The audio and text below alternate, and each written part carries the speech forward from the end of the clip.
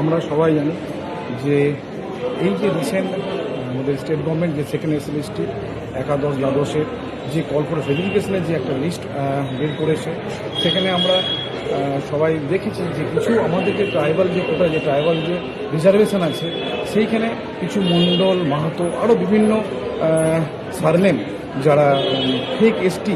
নিয়ে যারা এই সুযোগ সুবিধাটা গ্রহণ করছেন, তো তাদের বিরুদ্ধে আমরা আজকে মহামান্য হাইকোর্টে আমাদের একটা রিট পিটিশন ফাইল হলো আমাদের সমস্ত আদিবাসী সমাজের পক্ষ থেকে, যাতে করে যে আমাদের যে এই যে ফেক এসটি নিয়ে যারা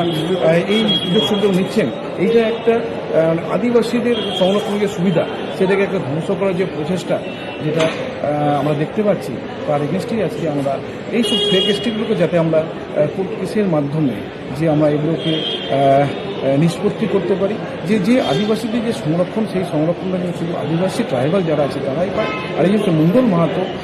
সারনেমধারী যারা আছে এসটি নিয়ে আজকে যে কল ফর ভেরিফিকেশন চালু করেছে, তাদের যেন এই কল ফর ভেরিফিকেশন তাদের নামগুলো যেন বাদ যায় এবং তাদের সার্টিফিকেট যেন ক্যান্সেল করার ব্যবস্থা করা হয়। সেই হিসেবে আমরা আজকে একটা মহামান্য কলকাতা হাইকোর্টে আমাদের আদিবাসী যে টিচার্সরা আছেন,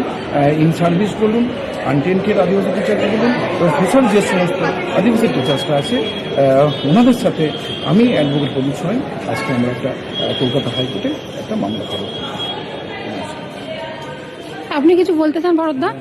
স্যার তো সবই বললেন, আমার আর কিছু বলার নেই এই সংক্রান্ত বিষয়ে। আজকে আমরা মহামান্য কলকাতা হাইকোর্টে স্যারের ব্যবস্থা হয়েছি, আশা করছি আমরা সুবিচার পাবো। ধন্যবাদ।